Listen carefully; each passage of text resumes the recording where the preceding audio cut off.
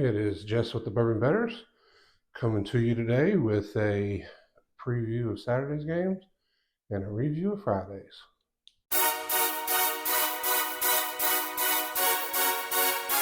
Earphones a little bit. Hey, freak. All right, let's kick things off with a review of Friday's games. Starting off, you had number 9 Northwestern. That's number 8 FAU. I told you to take FAU on the money line and to take them in your bracket, and unfortunately, they did not move on. The score was Northwestern 77 265. The next game was 14 Colgate against the 3 seed Baylor. I told you Baylor would move on, and I told you to take Colgate in the first half. Baylor did move on. They won 92 to 67, and they were already up 20 by the end of the first half. Next was Western Kentucky and Marquette. I told you that 15 ranked Marquette or 15 ranked Western Kentucky would keep it close in the first half, and they actually had the lead at the end of the first half. It was 43 to 8. So I told you to take them +5 or plus 8.5 at the first half. So that was a winner, but Marquette did advance. After that, you had the 12 seed UAB against the 5 seed San Diego State. I told you to take San Diego State -7 and that they would move on. Well, they moved on, but they only won by 4, so I didn't get you any money there. After that, you had Stetson and UConn looked just as dominant this year as they did last year in the tournament. They started off with a great win. They won 91 to 52.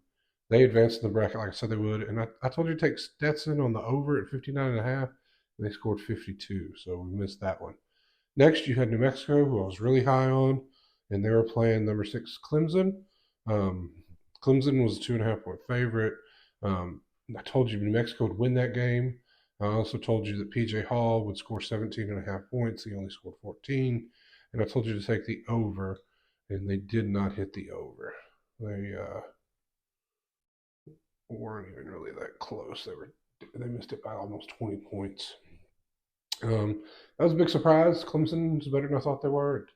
I really thought New Mexico had a chance to make a pretty deep run.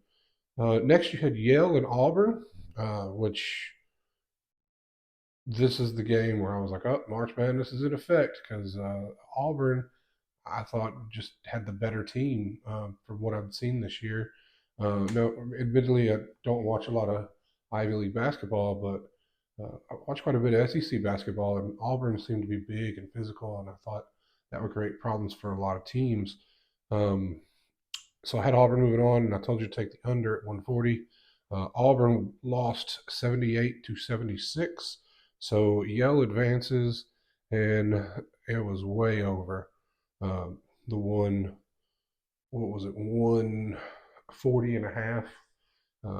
It was over that by 16 points, 15.5 points. After that, you had Colorado and Florida in a barn burner. I mean, these teams were scoring left and right. I knew Florida had a good offense. I didn't know that Colorado did. Um, but I told you to take Florida to advance, and they did not. They lost 100 to 102. Colorado advanced there.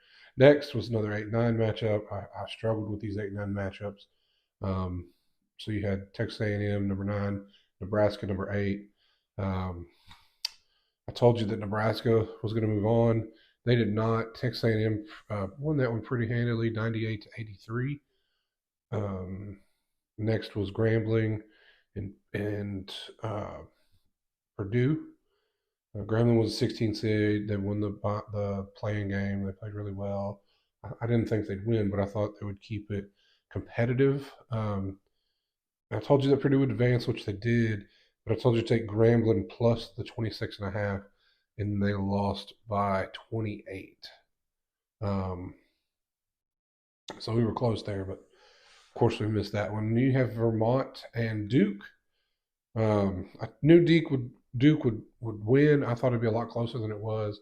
I mean, I thought it would be a 4 or 5 point game, and Duke won by 22, so or 23.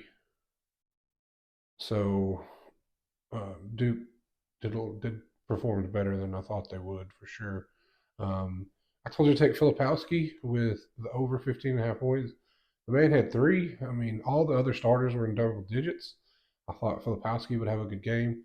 He had a good game. He just didn't score. He got some blocks, some rebounds, assists, things like that, but he wasn't scoring. Um, so and Duke won 64-47.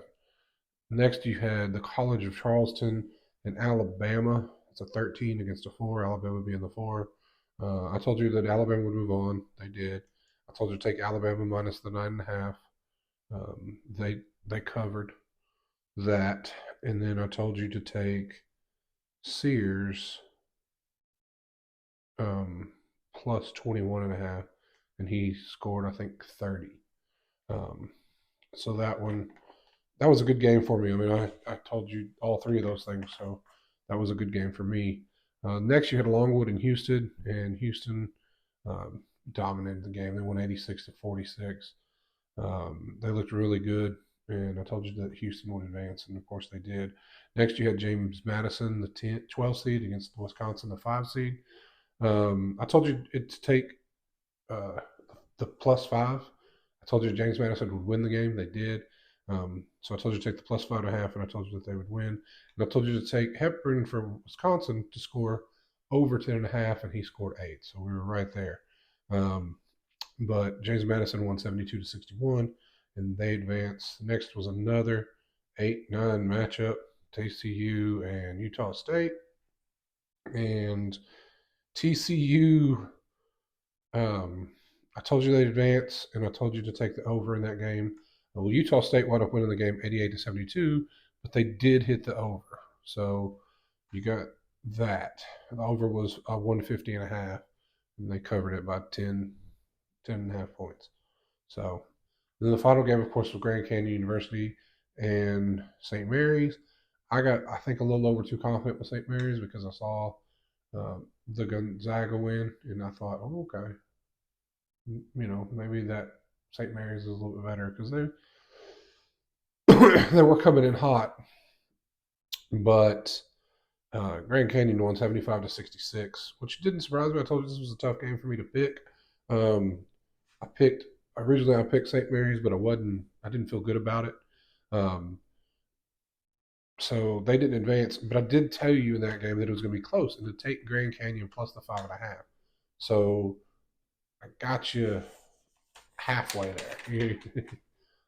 So my total yesterday, just for the bracket alone, I went 9-7. So I had a winning record, the first winning record of a tournament day. But it takes my total to 18-18. So I'm broke even on the bracket. And then the bets yesterday, I won 6 and I lost 10. So 16 bets, I won 6 of them. And then the total for the tournament, I'm 14 for 22. So I'm getting there.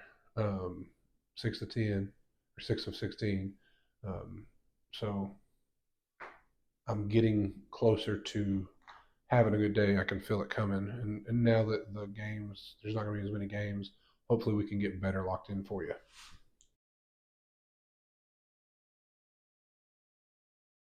Hey guys, if you like what you're seeing, hit the like button down at the bottom. Also, subscribe to the channel if you'd like. Leave a comment and hit that notification button. Hit that bell for notifications. Suggestions in the comment. Let us know what you want to see us drink. Let us know what you want to see us review.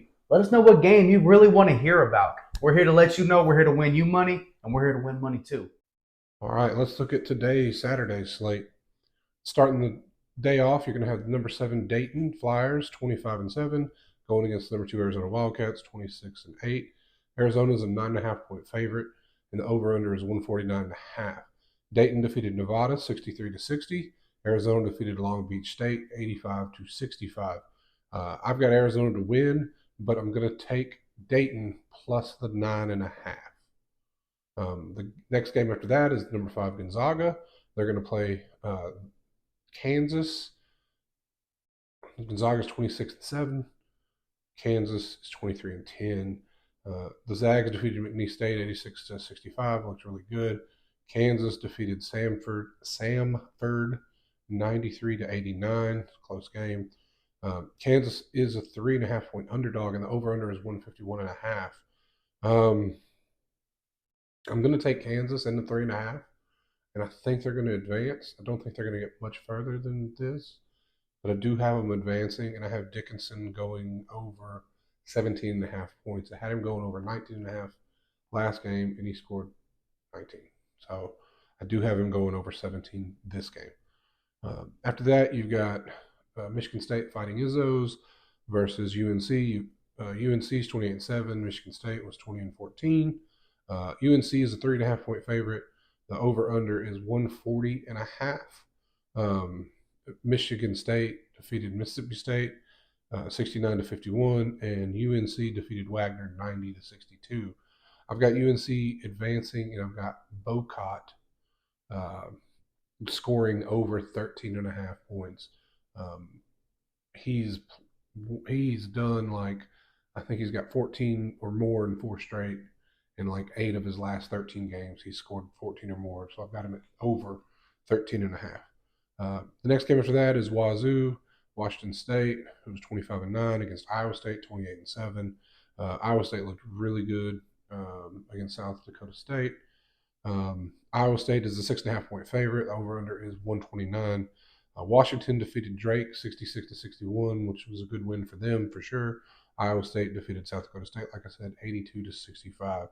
I've got Iowa State to advance, and I'm going to take Washington State under 61.5 for a team total. So I think Washington will not score over 61 points against Iowa State.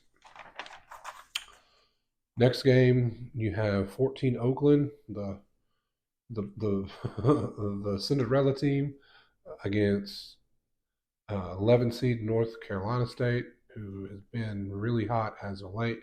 Oakland's 24-11. North Carolina State's 23-14. North Carolina State is a 6.5 point favorite. The over/under is 146.5. Oakland defeated Kentucky 80-76. North Carolina State defeated Texas Tech 80-67, and looked really good in that game. I've got Oakland advancing. Like I said, I think they're going to be that Cinderella team. I'm going to take Oakland on the money line because it's plus 220, and I've even seen it at plus 230. So they're a 6.5 point favorite, but I'm going to not take the point. I'm going to take them on the money line because I think they're going to straight up outright win the game. And the dude that hit 10 threes, I can't pronounce his last name, Golfleak. Um, they're only saying he's going to hit 3.5 threes. Well, I'm going to take the over on the 3.5 threes. Um, he listened to him talk for the game, such confidence, and shooters are streaky. And if he just made 10 the game before, I think he's going to make at least 3.5 or 4. So the next game after that is Duquesne against Illinois. Duquesne's the 11; they're 25-11, and Illinois is number 3 at 27-8. Illinois is a 9.5 point favorite, and the over/under is 147.5. Duquesne defeated BYU 71-67, and Illinois defeated Morehead State 85-69. I've got Illinois advancing. I'm going to take Grant for Duquesne to go under 16.5 points, and Shannon Jr. for Illinois to go over 23.5. I think Illinois is going to win this game pretty handily. And then the final game of the day is Oregon 24-11, 11 seed, and Creighton, the number 3 seed, 23-9. Creighton's a 4.5 point favorite. Over under is 145.5. Oregon defeated South Carolina 87-73, which I didn't think would happen. I thought South Carolina would win that game. They obviously did not. And then Creighton defeated Akron 77-60. Creighton's going to advance, and I'm going to take Creighton -5. So right now the spread's 4.5. But so definitely take the 4.5, and I would take them even up to 5. So that's my picks for this Saturday. Hopefully, I'll stay on a little bit of a roll that I've done on the bracket. I had a winning record yesterday, and I feel pretty good about quite a bit of these bets. So find a couple you like and parlay them up. And y'all have a great day. Never learn. I spit fire and I bleed whiskey. Won't you please just let me burn? 'Cause I'll burn you down.